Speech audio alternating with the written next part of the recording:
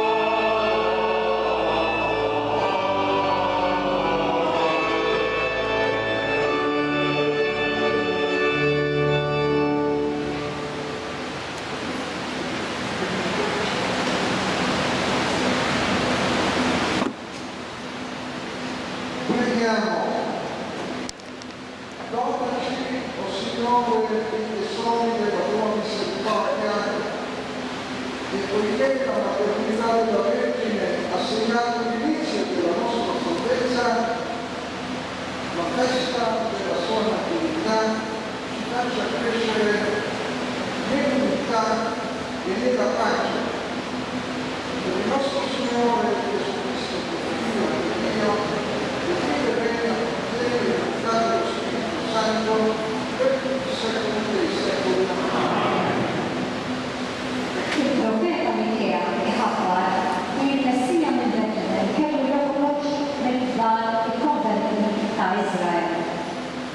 Nisimgħu.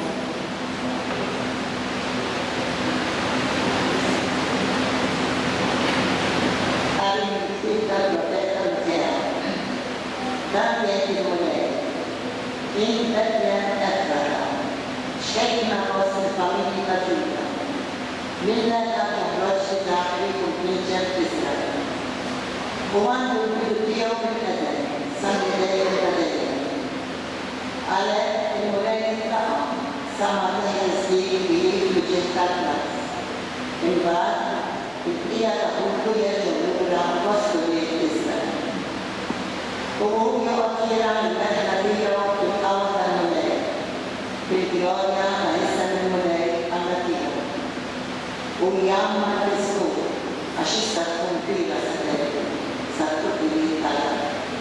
U dan ikun is-sien. Il-kelma tal-mulej. Nifraħ fuq li nifraħ fil-mulej. Jiena fil-qiba tiegħek mulej ma' nifraħ qalbi għal għalina tiegħek.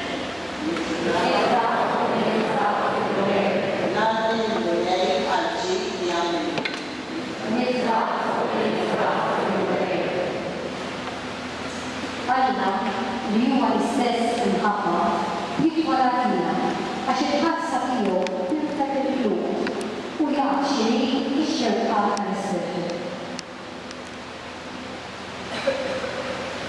Għajn l-itra s-saqqaw oslu l-Romani. Kuki, għanna nafu jalla ma dawn li korruħu, ma dawn li huma imsejħin skont il-provvidenza tiegħu kollox jaħdem li fi għal-ġid tagħhom. Għax id-daw li huwa rafhom il-bidu ippretestenhom ukoll biex jieħdu s-sura u l-ixtija tal-Ibn. Ħalli dan ikun il-kbir fost ħafna aħwa. Li daw li ippretestenhom sejħilhom ukoll. Li daw li sejħilhom jiġġustifikawhom ukoll. Li daw li ma jiġġustifikaw, jigglorifikaw ukoll. Il-kelma tal-mulej. Wara li għamilna l-għantinami ta' Sidna Ġesu, l-Evanġelista Mattew jirrakkonta l-ħajt ta' Ġesu li seħ is-seta tal-Ispirtu Santu. Nitolbu l-ħabira li jkunu bil-għaw kantaw fl-kien l-Alleluja.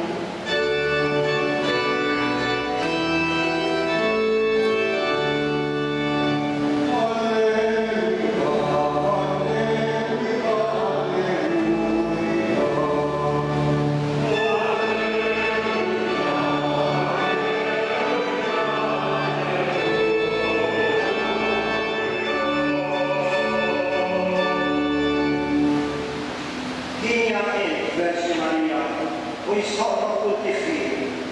Minnek twilet Kristu għadha tagħna, ix-xemx tal-ġustizzja.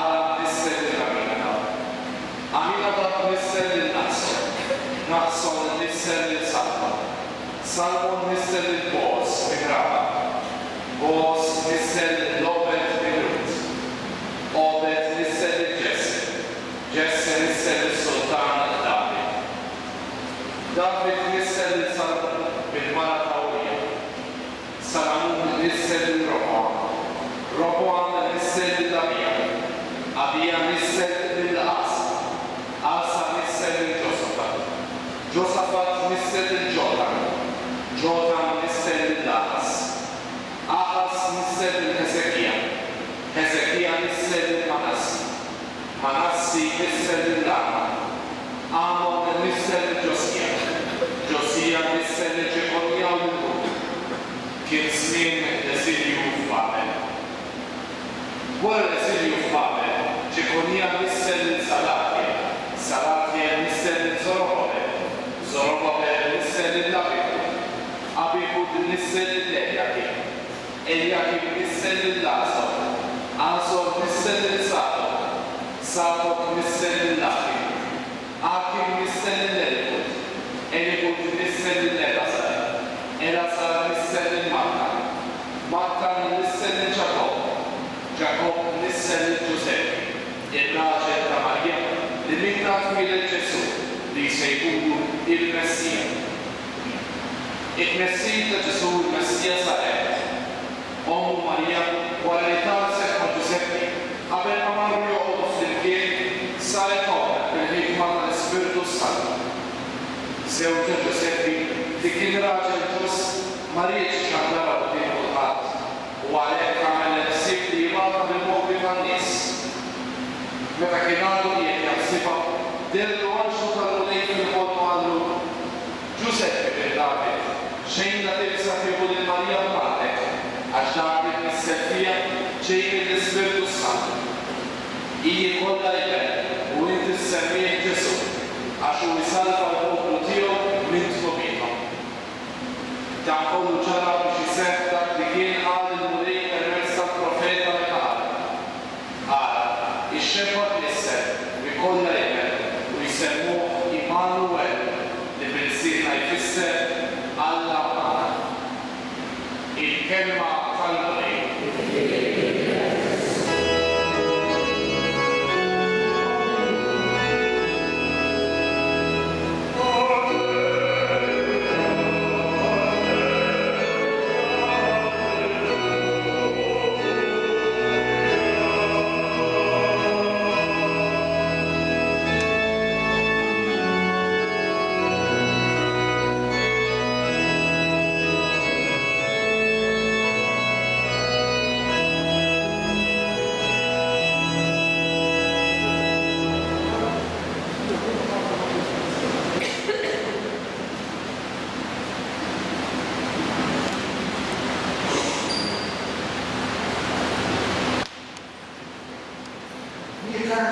Fratelli e sorelle, consentitemi anzitutto di dire una parola di viva gratitudine al carissimo e eccellentissimo Monsignor Mario Re, كلمة ringraziamenti Aziz Isqof Mario per molte cose, anzitutto giusto per non dimenticare dove il Bismarck viva gratitudine per le parole sapienti che ha detto di benvenuto. al-kliem ta' li għalli għal-Amerika. Non è facile sintetizzare la residenza, Mhux faċli sintetizza Aziz Eccellenza. non è facile sintetizzare i compiti e la missione dell'Annunzio Apostolico, Mhux faċli li nissentetizzaw. Il-nunz kruċjali. Mhux faċli. ma sono rimasto colpito da come lei in poche parole ha centrato pienamente il senso che Papa Francesco ha voluto sottolineare quando mi ha nominato Nunzio Apostolico in Malta e in Libia. Ma jiena għaj sorpriż kif seta jissintetizza il-missjoni tiegħi bil-Papa tagħni Malta u fil-Libja. Ti mando a una chiesa ricca di tradizioni, Jiena sal-Papa Knisja għanja tradizzjoni u una chiesa ricca di fede, Knisja li hija una chiesa ricca di spirito missionario, paolino, Knisja għanja spiritu Pawlin. mi aspetto che sarai in grado di far camminare questa chiesa nella comunione Jiena nistenna wkoll li ngħid din il-Knisja timxi fl-għad fil-komunjoni. nella comunione tra le diverse componenti che la costituiscono fil-komunjoni bejn il-ħafna partijiet li tagħmel insawa e di farla crescere ancora di più u li ngħidha tikber iktar nella comunione con la sede apostolica fl-għaqda mas-seda apostolika e con il successore di Pietro. mas-suċċessuri ta' Pietru. Per la verità sono rimasto un poco preoccupato quando il Papa diceva queste cose, Biex ngħid il-verità, bajt ftit preokkupat meta għalli dawn l-affarijiet. perché dico, ma Santo Padre riconosce l'impegno per mettere i compiti che gli affida, Għax nagħtu ħelsa għaw santità inti taf biex ngħidu biex jibda kollha ma mi sembra una missione alta quella che mi sta affidando, Però il-Papa jina rajt il-bidja ta' din il-missjoni tendila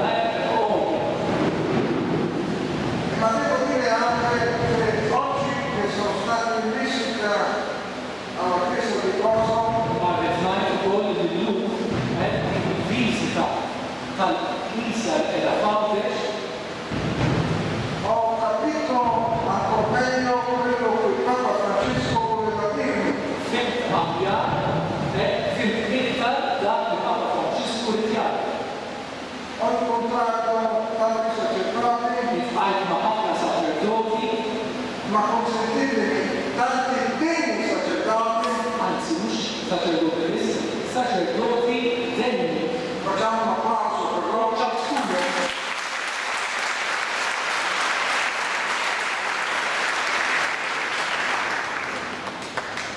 Ho visto come è una chiesa che cammina sulle linee pastorali di Papa Francesco.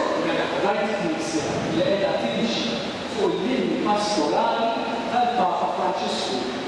E se lui mi domanderà che impressione ha avuto della chiesa di Kosovo, U jekk il-Papa jisaqsi x'impressjoni għandek tal-Knisja f'Għawdex, mi dirò sta tranquillo Santo Padre, nista' ngħidu santità, tranquilla, tranquilla, ma proprio istri.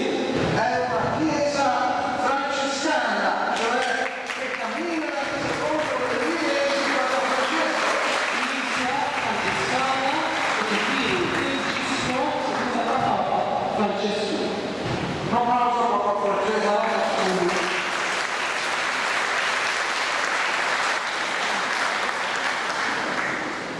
Devo dire che il Santo Padre conosce molto bene il vostro vescovo Irrid ngħid il-Knisjatur Papa Papa Franċisku jimossi l-isqoq tagħna jafu xogħol.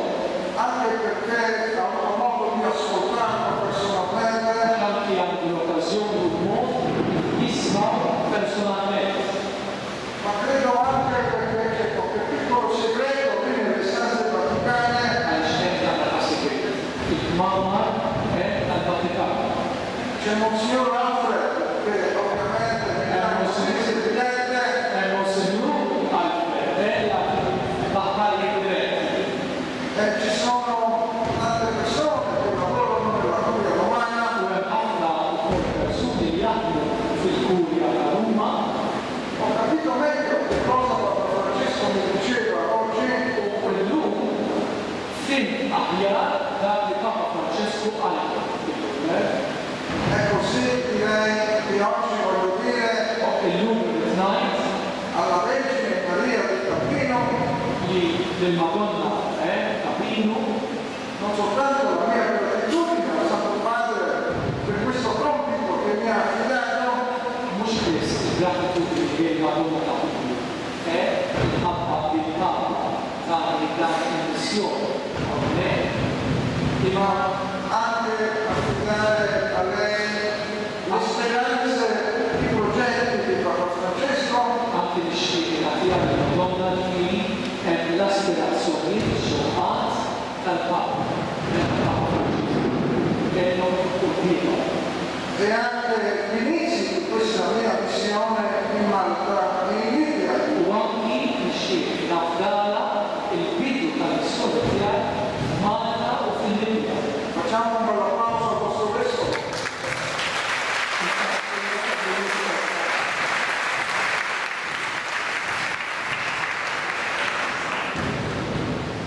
ma sono contento che insieme a Monsignor Mario Re c'è anche un altro vescovo, figlio di questa terra. Allora, nella scena del contemporane, għaliex apparti li Monsignor Mario Re, and this of people teaching knowledge, eta din knowledge. Monsignor George Bugea,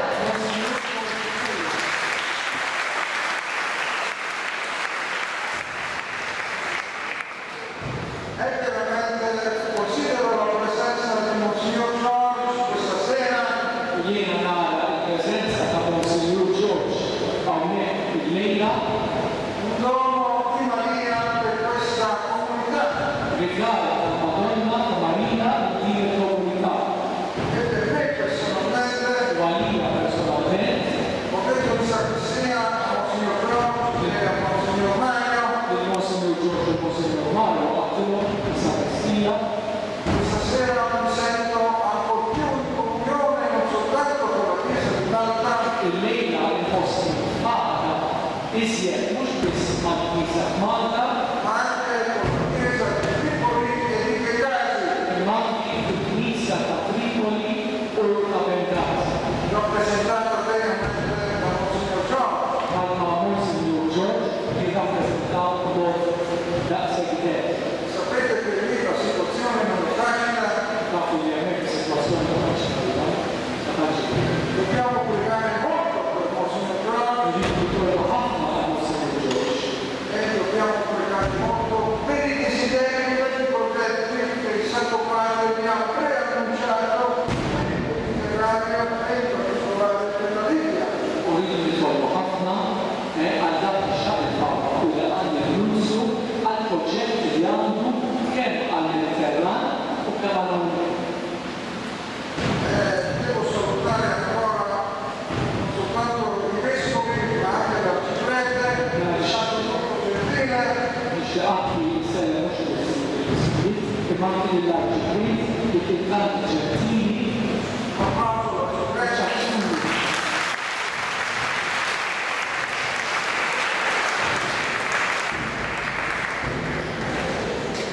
i canonici, i kanoniċi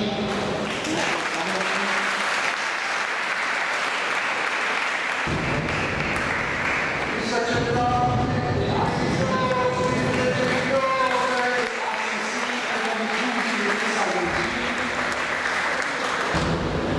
tutti gli operatori di pastorale che hanno preparato con tanto zelo questa festa. u dawn l-operaturi pastorali li preparaw tant il-qalb din il-festa. Adesso per essere brevi, perché sennò non lo lungo, la mia meditazione lascio, che ho scritto, lascio a questo bravo sacerdote che è un gesuita. Mela, nisti imma sopra għad issa il-domenija li huwa kurbat se naqra il-manti xi komunità sintetiċi Si chiama Padre Cola Re, di origini messicane.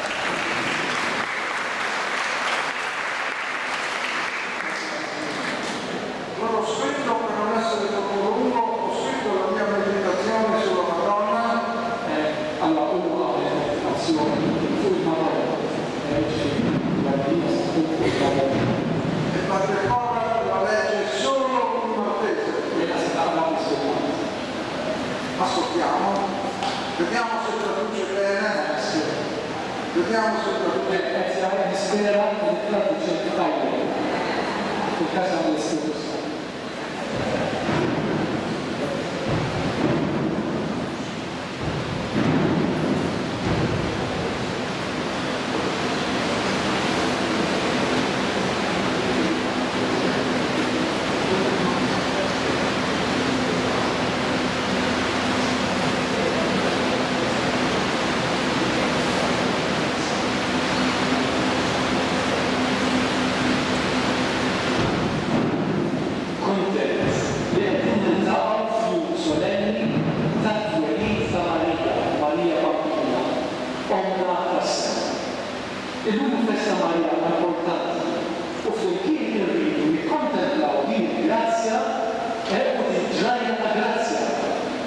x'aħjar aħna nieħdu xi nutriment għal-mixja tagħna ta' futur. Eżatt bħalma għamlu mistednietna fil-fidi sekli ilu. Mela ħanajtilkom l-ewwel punt ta' riflessjoni. It-twelid ta' tarbija tifel jew tifla idejjem ġrabna ta' ferħ għal-ġid tal-ħajja li tkun waslet fi ħdan il-familja u li tferraħ il-familja u reġġa' Rasul ukoll għal Sant Joaquin u Sant'Anna, il-ġenituri ta' Marija. Imma għalina li qegħdin nikkontemplaw it-twelid ta' Marija minn perspettiva tal-fidi, il-ferħ huwa akbar minn dak ta' Joaquin u ta' Anna. Għaliex? Għax dan aħna nafu li Marija mhux tarbija kwalunkwe. Id-dik li kienet sa tkun Ġesu li ben mamlu kienet tagħna. Kuljum ċentru tal-fidi tagħna. Issa dan fiduha misteru tal-ħmina tagħna lejna il-bnedmin li tilbin. U bagħad il-dukru biex salvar u jaħlisna mid-dnub. U għalhekk sejret il-Marija biex tkun xejn anqas jom ta' Ġesu, jiġifieri Mamma. Għalhekk l-ewwel nett nirringrazzjaw lill-Alla l-missier ta' kull faraġ li tqarreb lejna permezz ta' dan id-dom ta' Ġesu u ta' Marija. U hekk kif għamlu missirijietna fil-fidi, anke tal-lum irridu nkantaw il-glorja ta' Marija Ġesu. Għammalna mhix insiet riflessjoni mhux ħażana. U wara t-twelid ta' Ġesu m'hemmx twelid daqshekk prezzjuż fajnunna u daqshekk importanti għall-ġid tal-umanità daqs it-twelid ta' Marija, jiġifieri Marija Bambina. U eppure minn dan it-twelid jaqfa' mistur fil-fatt. U s-sirtura il-qazza ma tantx isservi fuqha. L-ewwel darba meta Marija tissema fl-Evanġelju u fl-aħħar tal-ġenealoġija ta' Ġesu kif għadna kif smajna fil-qari tal-Evanġelju tal-lum. Ġakob isser lil Ġuseppi, ir-raġel ta' Marija, li lilna twiled Ġesu, il-Kristu. Dan l-istil ta' skiet u diskrezzjoni jakkumpanjaw lil-Marija fis-snin ta' tfulita. Fil-fatt ma nafu xejn fuq tfulita. Fil-jiem tal-maternità dvin tagħha. Fuq nafu xi ħaġa. U anke fis-snin tal-ħajja pubblika ta' Ġesu. Fuq nafu mhux issa. Dan l-istil u taqalim kbir għalina. Il-kol maħna imseħħin u msejħin biex nagħmlu mara. U biex nimitaw it-taqalim tagħha, jiġifieri li dak li kien importanti għal Joaquin u għal Anna f'jum it-twelid ta' Marija u dak li dejjem kien se jkun importanti għal Marija. Jiġifieri li tagħmel fuq kollox ir-rida tagħna u li sservi l-aħwa li niltaqgħu magħhom fil-mixja tagħna. Marija hekk għamlet.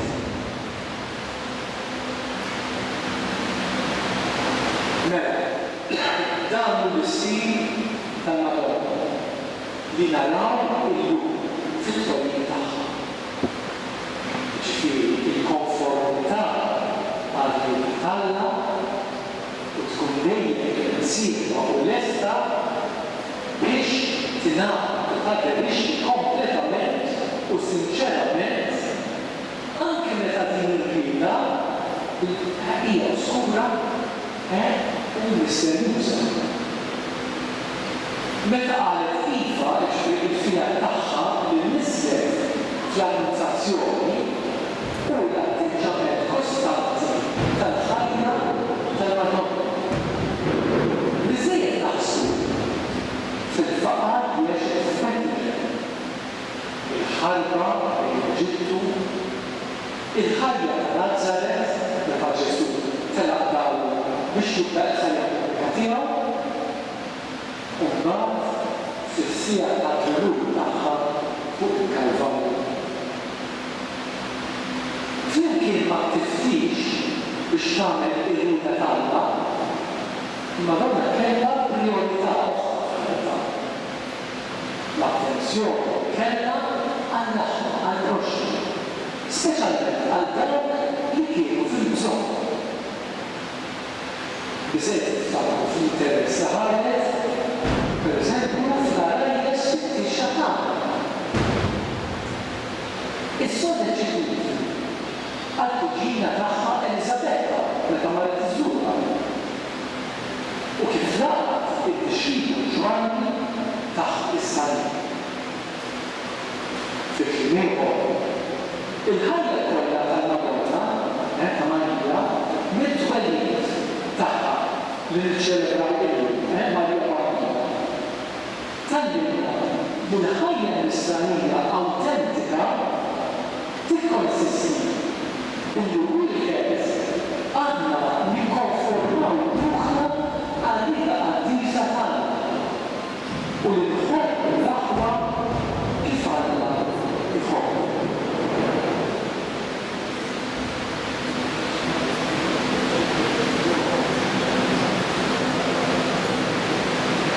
È stato bravo Padre Cora.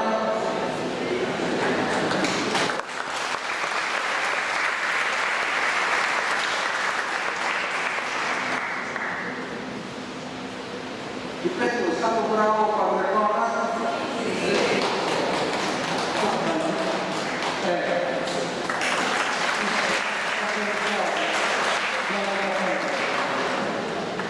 Una piccola conclusione con lo stile di Papa Francesco. Nixtieq nagħmel konklużjoni żgħira fuq l-istil ta' Papa Franċisku. Sapete che Papa Francesco quando predica ogni tanto piace sentire l'assemblea. Inkom tafu li Papa Franċisku meta jitkellem jħoss il-konverjazzjoni l-Assemblea jikkomunika magħha. E allora stasera vorrei che insieme facciamo sentire la nostra voce U allura l-lejla li nixtieq li nsemmaw leħin.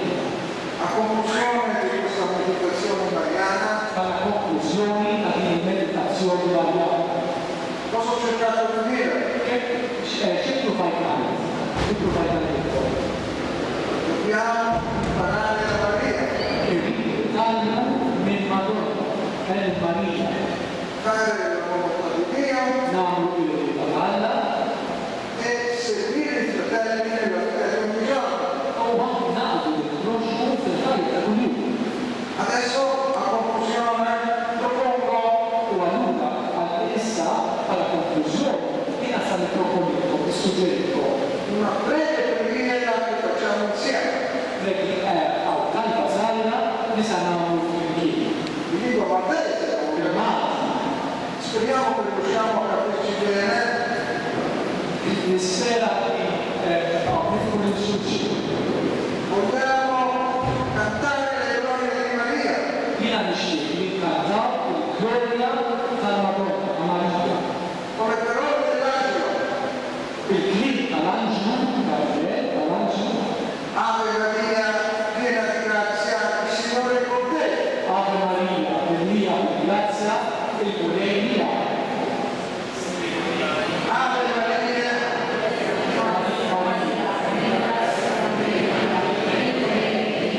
dobbiamo sincronizzarci un po' meglio.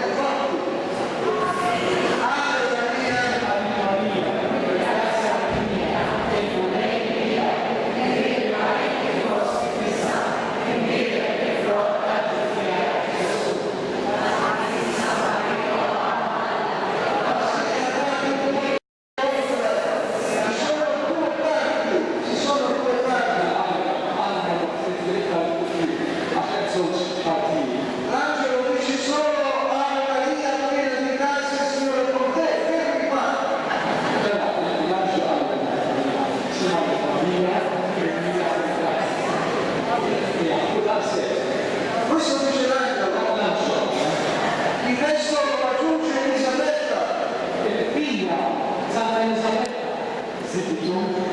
Benedetta sei tu tra le donne e benedetto è il frutto del tuo seno.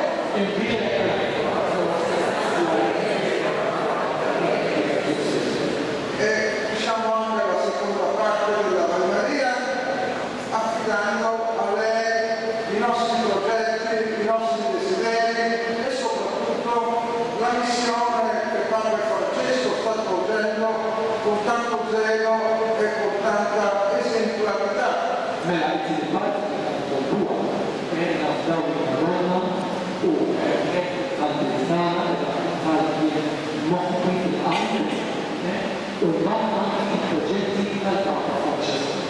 Santa Maria,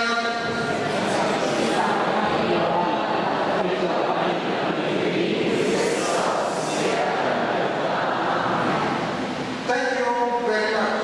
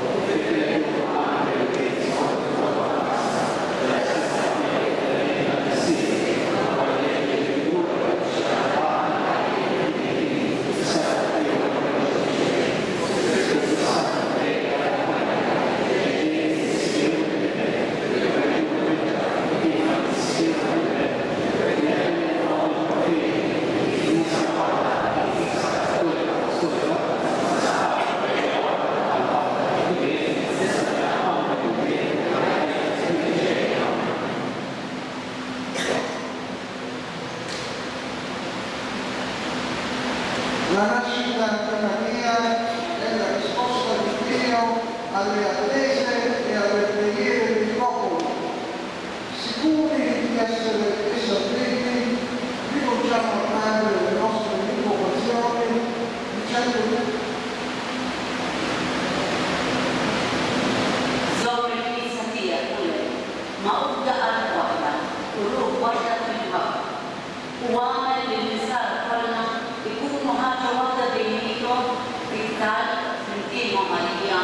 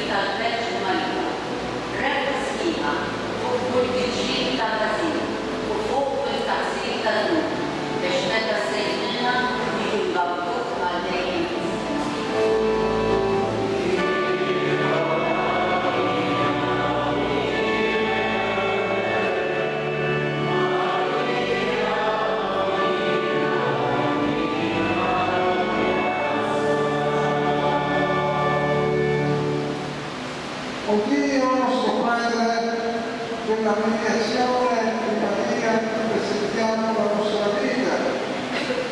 Donaci fede, pazienza e forza, perché sappiamo camminare su Maria che ci è preparato da sempre per poter con te la gioia eterna. Te lo chiediamo in Cristo nostro Signore. Ci come il Spirito che sei sede la trovata per il Basilica. Sei tu che sceglie per la Chiesa per l'Immacolata Concezione, per il Secondo Giorgio Chieri a Bengasi. Risparmia e non dà quello che da Calibria quando già è stato sbagliato. E tu generosi, o quel mattino prevista a Danila Nobili. Grazie. Waqt il-gestu il-box il-bit l-artar, nistingu l-lumma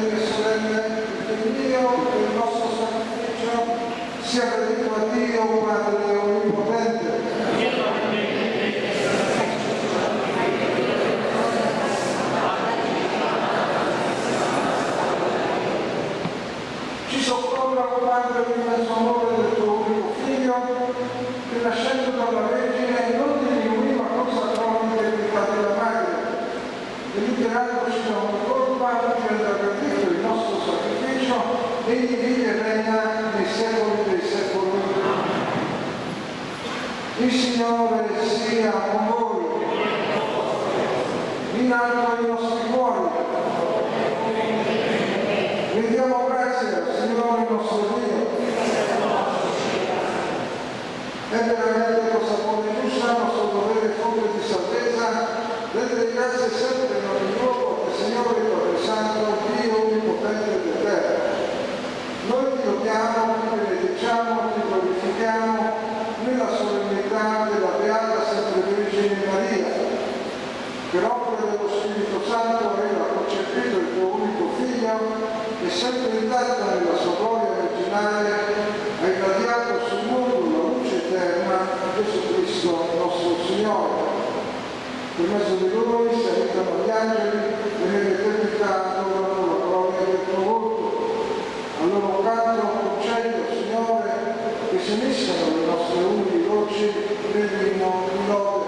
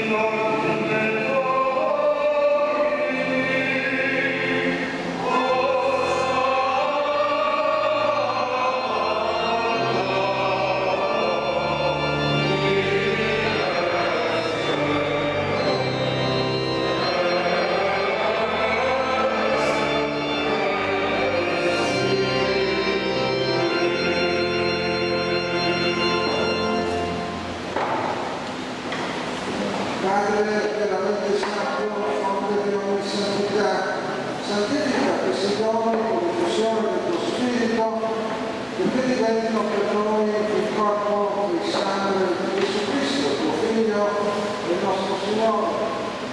Egli, offrendosi liberamente la sua passione, prese il pane e rese grazie, lo spezzò, lo diede ai suoi discepoli e disse: prendete e mangiatene tutti. Questo è il mio corpo offerto in sacrificio per voi.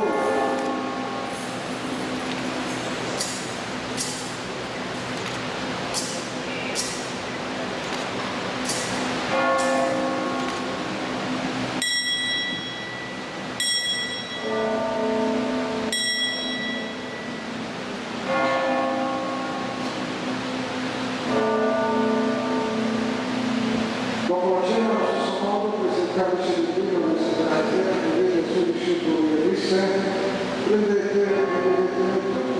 Questo è il calice del mio sangue della nuova ed eterna alleanza, il sangue per voi e per tutti in remissione dei peccati. Fate questo in memoria di me.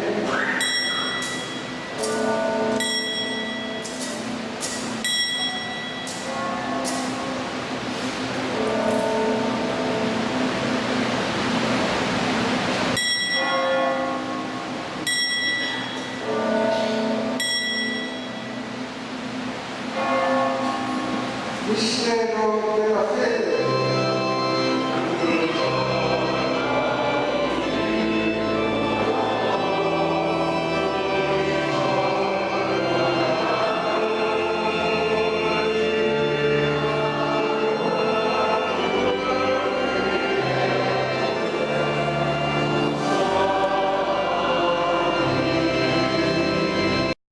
Celebrando il memoriale della morte e resurrezione del tuo Figlio, ti offriamo, Padre, il pane della vita e il calice della salvezza. e ti rendiamo grazie per averci messi alla tua presenza a compiere il servizio sacerdotale. Ti preghiamo per la comunione al corpo e al sangue di Cristo, lo Spirito Santo ci unisca in un solo corpo.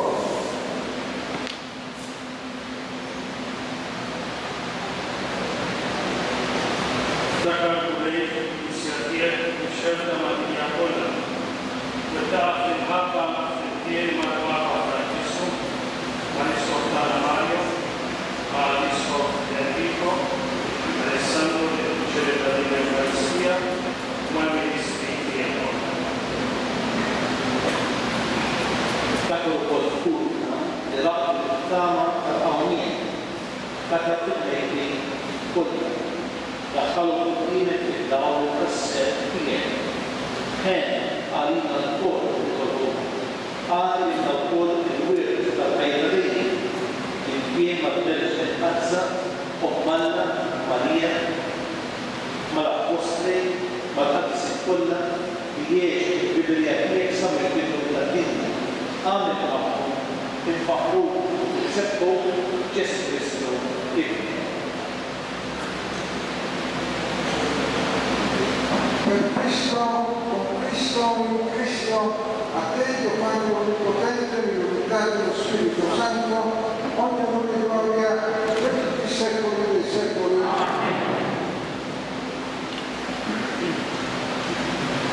che يقول الطلبة بيعلمنا المليكس السير السوي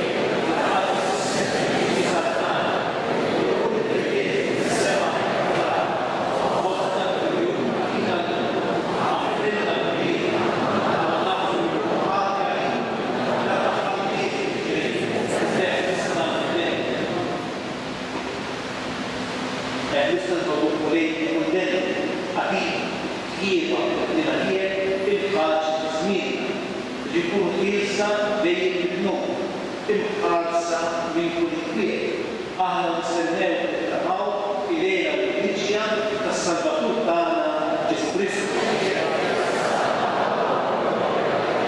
مولي جسبريسو بيه الأبوست بيه نعلمكم السنين نبيكم السنتين لا تخاريش نتنبيهنا المحارس بين الفيل التكنيسة فيه أتيا سنين ولا Inti fia, inti fissata al Dio per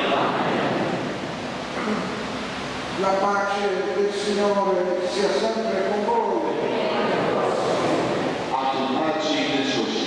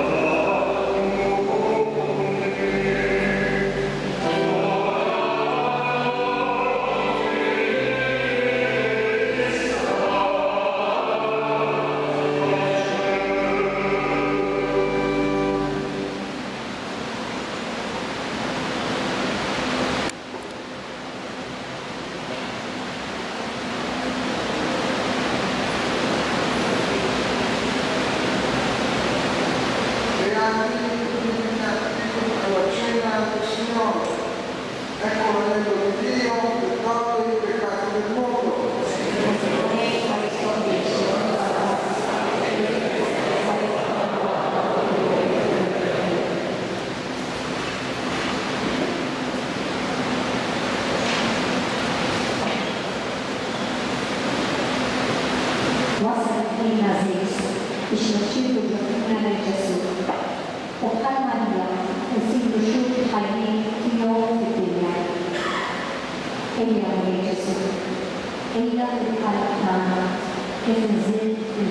sabi mo na namin.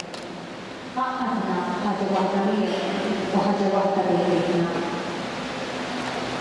Kaibigan ko, ginawa ko ng Diyos. Nasulit na kami sa Diyos. Amen.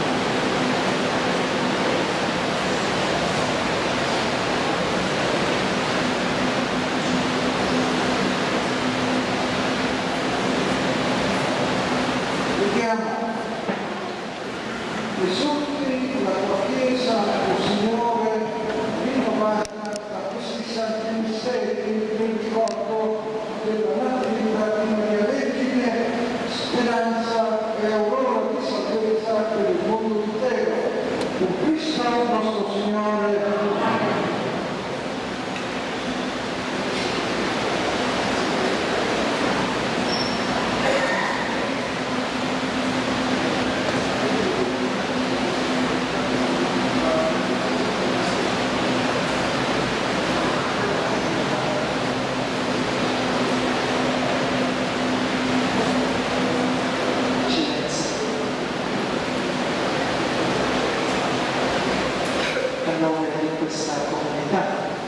Che sta festeggiando la natività di Maria. Abbiamo preso la sua devozione, l'amore della Madre di Dio, con quello che ha condiviso con noi durante la Maria. Il legame col Santo Padre è sicuramente il legame con Maria. E a nome di questa comunità, piccoli sacerdoti, queste persone che hanno condiviso questa Eucaristia, vogliamo presentare un ricordo.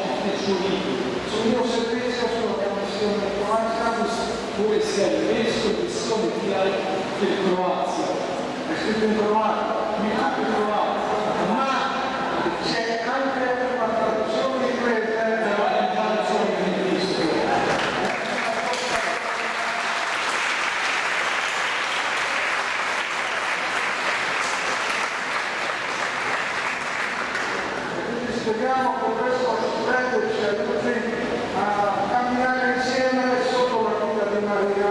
Oni sperano nella civiltà e Elena dice modo potere su potere a protezione dalla Maria. Per questo cammino di nuova evangelizzazione, Tanti inizia all'evangelizzazione civile. secondo le direttive di San Francesco, Sono i direttivi del Papa Francesco. grazie alla Ciprete, ma voglio dire un grazie a tutti noi.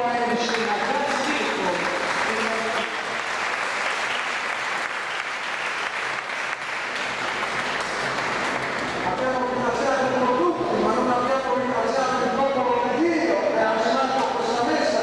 Alle la grazia insomma, che mi ha portato alla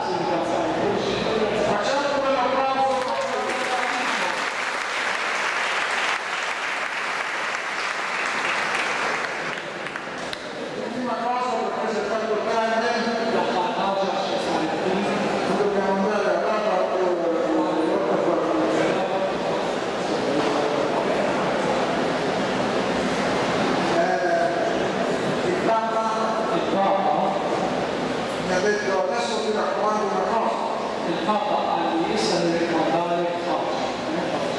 Questa è una della Chiesa. Din hija Knisja sabiħa, Conosco le sue potenzialità, naf il-potenzjalitajiet ta' din il-Knisja.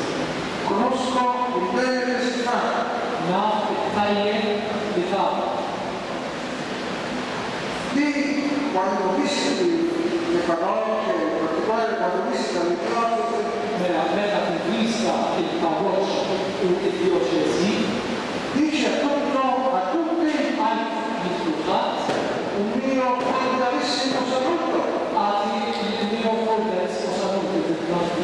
Insomma, saluti li għaj, iskrijiet proprio mill-għamma. Vedi come ti ascoltano, loro capiscono l'italiano, ma questo è la missione. Ma soprattutto dà a tutti la mia benedizione. Imma il-kabinet għati il-kulħadd il-barka tiegħi. Sicché avete fatto tanti regali stasera con la vostra partecipazione, Peress ta' għamiltuli tanti għali permezz tal-partecipazzjoni tagħkom, sicché vi chiedo due cose. allora nistaqsikom żewġ affarijiet. La prima è di pregare per il Papa. L-għonet li titolbu għal-Papa. Vogliamo pregare per il Papa? Iva, La seconda di pregare per il suo rappresentante, titolbu għal-rappresentant tiegħu tal-Muslim. Titolbu għalihom, titolbu għalihom.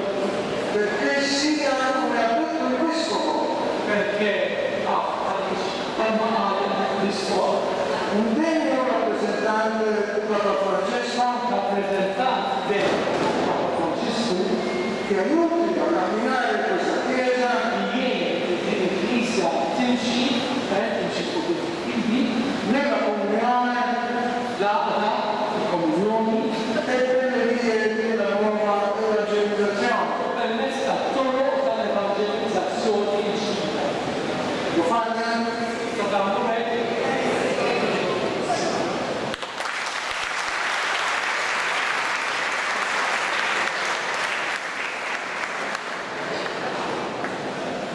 Allora la benedizione che adesso io do issa il-barka li salat è la benedizione di Papa Francesco, mela hija il-benedizzjoni tal-Papa Franġisku, benedizione papale, hija il-benedizzjoni papali, come se fosse lui qui realmente presente. jisu il-rappreżentazzjoni preżenti, meta l-illużjoni tiegħu issu jiġi Papa. Con un regalo grande, B'ringrazzj il-kwalità perché la benedizione papale marbuta mal-benedizzjoni papali tal-Papa è annessa l'indulgenza plenaria. l'urġenza plenarja. Ma spiega che cos'è l'indulgenza plenaria in breve? Mela, raj għal-għandikom l-indulġenza plenarja tal-Knisja għal-Merti ta' Kristu għandha teżor kbar spirituali. Il-Kristu jkopri qasna permezz tal-Knisja. U għallura meta jkun dan l-indulġenzi permezz tal-Papa u nitolbu għalih kondizzjoni tas-sortu erdu għalbu nitolbu għal-Papa Alla u Knisja jisonjatu dawn il-partit spirituali biex aħna nsiru praktisi u mandu għal-intenzjoni tal-nervi tal-purgator eżistaw. Ġifri kemm għalina il-għalina jew għal-daw tal-kondizzjoni. Papa ha spiegato molto bene le condizioni per ricevere il preghetto, Perché anche già le condizioni, la perfezione, qui, ritorno al Papa, ma quello che è importante con l'indulgenza plenaria ci viene cancellato tutte le pene che dovremmo passare nel purgatorio. ecco, combatto di anni oggi di capitoli temporali di storia donna e il purgatorio da un fatto e da una